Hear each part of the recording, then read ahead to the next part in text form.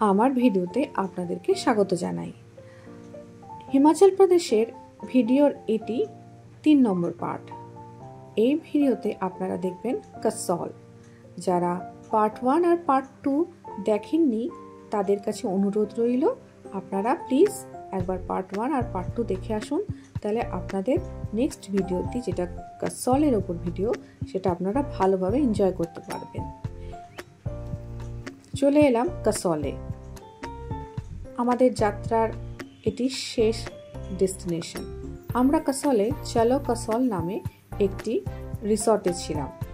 এটি castle main যে শহর তার থেকে একটু দূরে, বা বলতে পারবেন আগে এই জায়গাটি পড়বে, তারপর মেন কাসল পড়বে। এখান থেকেই মানিকারান 7 কিলোমিটারের দূরত্বে অবস্থিত। কাসলে রাত্রিটি আমরা খুবই এনজয় করেছিলাম। আমরা বেশ সন্ধে হয়ে গেছিল পৌঁছাতে, তাই রাত্রের যে আনন্দটুকু আমরা কাসলে খুবই আনন্দভাবে উপভোগ করেছিলাম। পরের দিন সকালবেলায় ভোরবেলায় আমরা উঠে গেছিলাম, যাতে পাহাড়ের যে আসল সৌন্দর্য সকালবেলায় না উঠলে আপনারা কিন্তু পাবেন না। একবার ভাবুন, এই জায়গাটি যদি সত্যিকারের যাওয়া যায়, আপনারা যদি যান, আপনি বুঝতে পারবেন আমরা কতটা সুন্দর দৃশ্য অনুভব করেছি। নিজের চোখে একবারও বিশ্বাস হচ্ছে না যে আমরা এত ভালো একটা জায়গায় ছিলাম। পাশেই ছিল নদী। এখানে যে নদীতে এত বড় বড় পাথর দেখছেন, আগে কিন্তু ছিল না। সামনে যে ভয়াবহ যে বন্যা হয়েছিল, সেই বন্যায় এই বড় বড় বোল্ডারগুলো সব চলে এসেছে এবং অনেক ক্ষয়ক্ষতি করেছিল। এই রিসর্টের দেখবেন ওই জায়গাটি ভাঙা। আমরা এত দূর এখানে এসেছিলাম এখানে এনজয় করতে। খুব ঠান্ডা জল, -8 ডিগ্রি ছিল টেম্পারেচার। কিন্তু শেষ দিন ছাড়বো কি করে? প্রকৃতির মাঝে যদি একটু মজা না নিই তাহলে কি আর ভাল লাগে বলুন? তাই আমরা কর্তাগিন্নি সকাল সকালেই বেরিয়ে পড়লাম। হয়তো তখন 6টা বাজে। তারপরে একটু রোদ বাড়তেই, বেলা বাড়তেই আমরা আবার রিসর্টে ফিরে এলাম। সেখানে রিসর্টে ছিল এরা 3জন ছিল।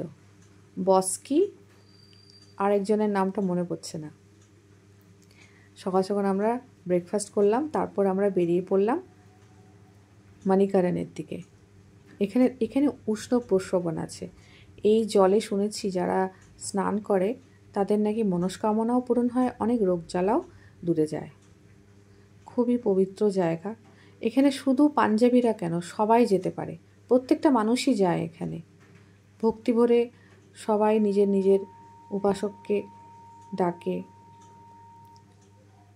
এখানে অনেকে পুজোও করে, আবার লঙ্গারে কিছু খাওয়া দাওয়াও করে। আমরা কিছু দানও করে এসেছিলাম। আপনি বিনা দান করেও খেতে পারেন। তারপর আমরা ওখানে কিছুক্ষণ কাটিয়ে ছবি টবি তুলে আবার আমরা বেরিয়ে পড়লাম। রাস্তায় পড়লো একটি কাসল পার্ক। এটাও একটা কেন্দ্রবিন্দু ওখানকার। এই পার্কটি এত সুন্দরভাবে পরিকল্পিতভাবে সাজানো, মানে এত মনে হচ্ছে যেন সত্যিকারের জান্নাত বা স্বর্গ যেটাকে বলে।